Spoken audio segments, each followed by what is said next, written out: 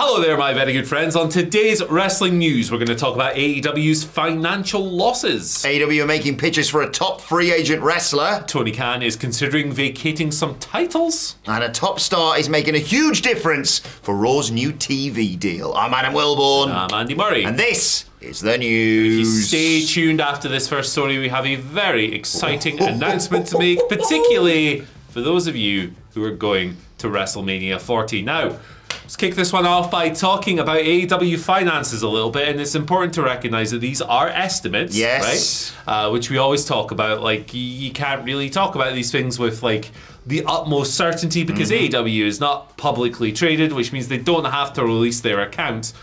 But these estimates do come from Brandon Thurston of WrestleNomics, who is the foremost reporter on the business of professional wrestling out there, and therefore they have a bit more credibility than Johnny Bunch of Numbers on Twitter. Me and Andy haven't added up what we think the merch sales might be, for example. I mean, you'll have mother effers on Twitter who'll be sitting there going, Chris Jericho's paid $20 million a year. They just make stuff up. But this is like solid stuff because it's Brandon. Shout out to Brandon, legend. Sensational. He estimates that in 2023, AEW is going to incur a financial loss of $34 million. Now, this is despite the promotion generating more revenue than last year. Last year, Thurston estimates they generated about $100 million in rev. This year, up to about $154 million. So that's a very healthy increase. Makes sense, especially with the Wembley number. Wembley happened. Yeah, that's a big contributor. Nonetheless, Brandon believes that AEW, if it doubles the value of its TV rights deal, and those are in play at the moment, it might not necessarily take AEW out of the red, but it would make it sustainable at the very least. I guess you have to remember that the Khans are richer than the universe. Yes. And they could conceivably just plow money into this thing, I guess, if they wanted to, but it would be a drain. Obviously. Yes, now, you got some more approximations here. Brandon talking about how he thinks that AEW have brought in around $6 to $8 million in TV revenue in the US this year. Their original deal was for $44 million a year. So when you think of like the increase they got for Collision, that makes sense. About $19.4 million in ticket sales and 30. Sorry, I've gotten all confused all over the place. 68 million in TV deals. Blah blah blah blah. On wrestler contributions, talent contributions, he estimates around 85 million in salaries. This is based on the average in AEW, which is around 450k a year. For the average AEW wrestler, they have 188 wrestlers. Do the math. Comes up. So that's how you get to the $34 million estimated loss. I'll just read you a quote here from Brandon's thing regarding the TV deals because it's an important factor in all of this.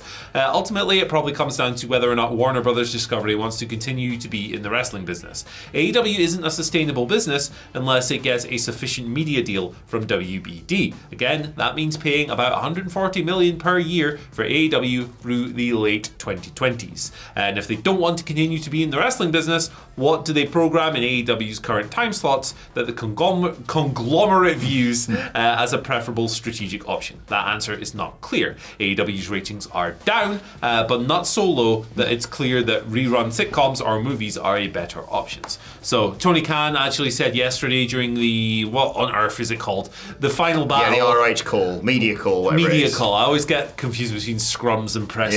Whatever. It's the same thing.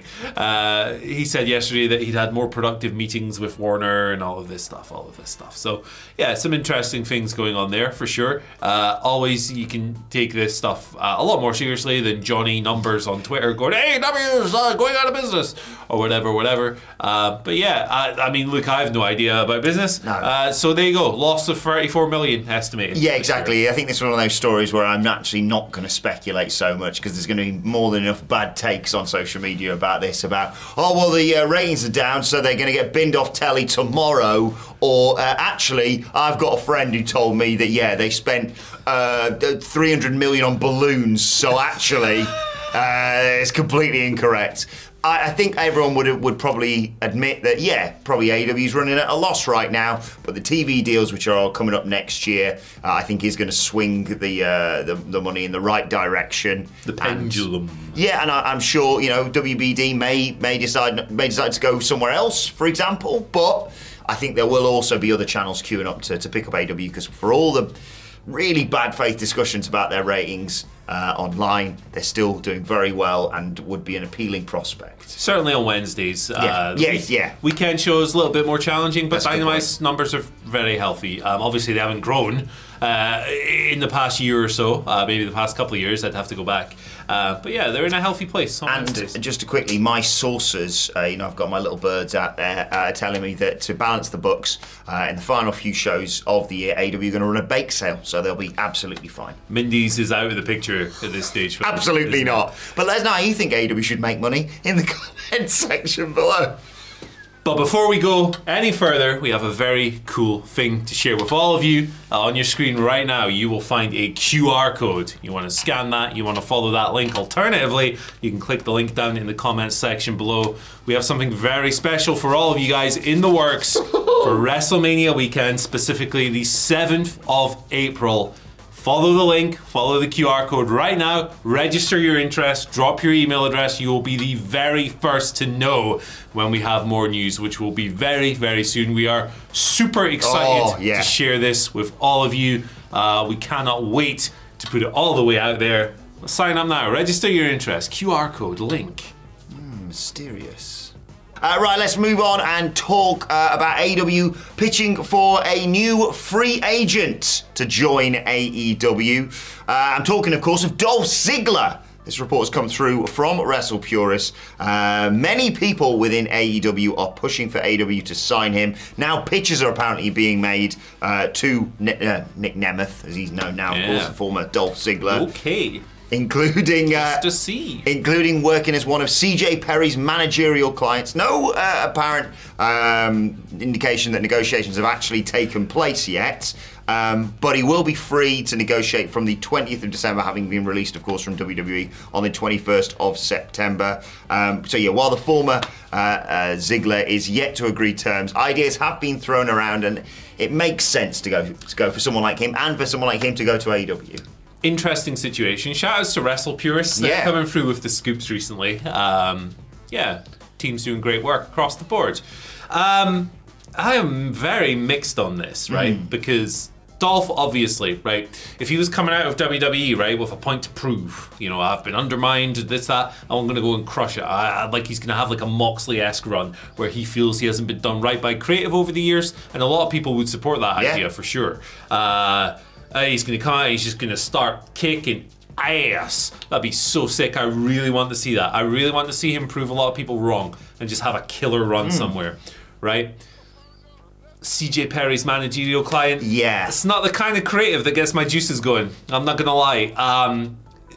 Did his brother try and pitch for that and got his ass handed to him by Miro? He knocked on the door and got killed. He got squashed, not in a match or anything, but so if that's the kind of creative that's going around, and obviously there's no guarantee that would happen, that doesn't really get me too excited about it. But look, he's going to wrestle in Puerto Rico in January. He's announced that under his real name.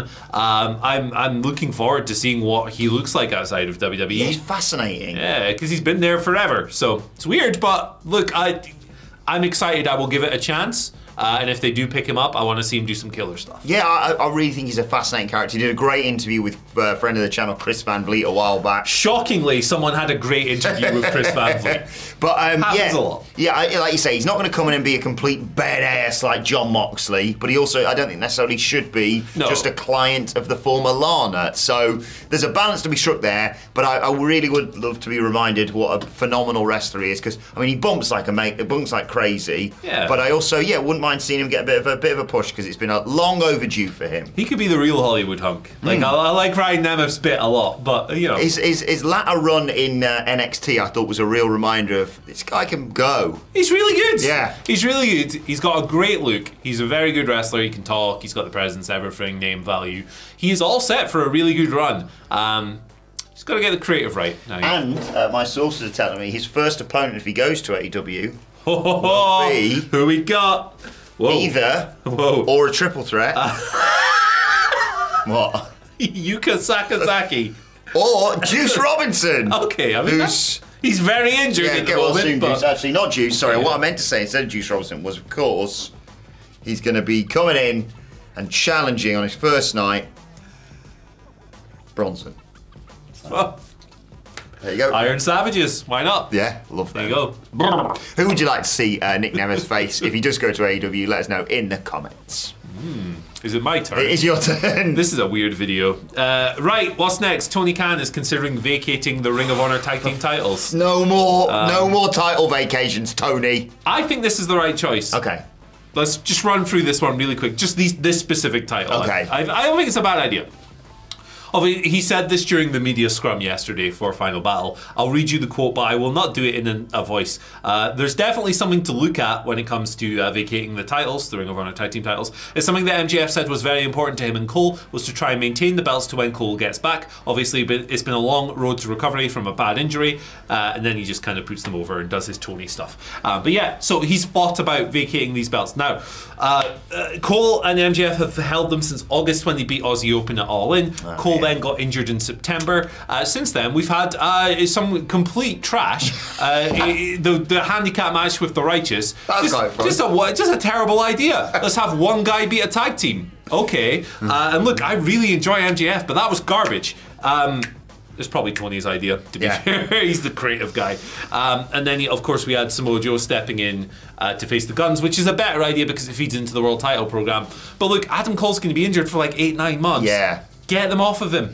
I think it's one of those where I don't want to see any title vacations because I particularly didn't like the Samoa Joe one because it's like, oh, I'm dropping this TV title so I can go after the world title. That was bad. Well, hang on a second. The world champion's already an ROH champion as well, so what are we doing here? And it just really weakened not the run itself, but weakened the title that had been really built up on around Samoa Joe's waist. But they've got this tournament, so I suppose, good things can come out of it. I think the problem is you've kind of booked yourself into a corner of, so you've established that he can just defend it by himself or he can just defend it with a new partner. So now, I think if he'd have turned around and said, all right, I'm going to do it once, I'm going to have one title defense in a handicap match, maybe not against the Righteous because they were, like a lesser tag team. Not, the Righteous, I think, have just been completely undercut by that. It's like, oh, you lost a 2-on-1 match. Why should I ever take you seriously? Exactly. It was rubbish. But if it had just been two local competitors or whatever, and he defends it and he goes, right, I defended it in honour of Adam Cole, and now the right thing to do, because he's going to be out for a while, is vacating him. I think the amount it's dragged on now, you're sort of complicating things. But yeah, it is difficult because either he has to have a rotating cast of new partners or not defend them for 8 months. You know what he should do is just lose. Or lose, yeah, but then he's the world champion. Yeah. But then it's like, but he's facing two guys, right? Yeah. So like have him wrestle, I don't know, pick a tag team, FTR, and lose in 5 minutes. It's credible. Exactly, and it would have been one of those ones where, I don't know, but the Guns are, I love the Guns, but like, if he'd just gone solo instead of having Samoa Joe, I know that would mess up the story somewhat, but if he'd lost them on the kickoff to that pay-per-view and you're like, bloody hell, he's lost there and he's going to defend the world title later on, it might have added more intrigue in that Jay White match rather than the bollocks injury, Adam Cole stepping in and stuff. And it's all bad, basically. Yeah, and they've been so inconsistent with it as well, because at the last pay-per-view there was like, hey, Joe can be your tag team partner, we can't clear Adam Cole, but we can clear Adam Cole to wrestle in the main event apparently. For the world title. Yeah, what's going on? Sort it out. Dynamite tonight looks amazing. Yes. Just in case you think we're being Swerve Mox tonight. Swerve Mox, Brody Andrade, Riho Ruby, a bunch of other cool stuff that I'm forgetting about. Yeah, it's good. Yes. Finally, let's talk about CM Punk. It's been a whole 6 minutes before we spoke about CM Punk. His return to WWE's been felt in a multitude of places. We talked yesterday about his insane merch sales and the fingers crossed return of ice cream bars. But now apparently... We made the ice cream bar up. Yes. You should just say. Willing it into existence. It may have affected WWE's media rights negotiations. This according to Dave Meltzer of Wrestling Observer, Figure 4 Online. Meltzer tweeting, things are changing greatly. Let's just say things changed greatly with Raw negotiations from a few weeks ago. Punk is a huge part of the selling point. You may remember a few weeks back or a week or two ago, we talked about Triple H not being at Raw. Bruce was running the show and that was the bad one. Because... Triple H and Nick Khan were in LA doing media rights negotiations, and yeah, it's about securing the rights deal for Raw going forward. The deal is believed to expire in October of 2024. And we've seen before with AEW and WBD, of course, that certain channels are like, we like the sound of CM Punk on this channel. Yeah, it's a pretty simple equation, isn't it? Man attracts ratings, TV network thumbs up. Look, you don't have to like him. And there are many reasons not to like CM Punk. I love him personally. Me too. Despite the bad stuff. The man's a draw. Yeah. The man is an attention grabber.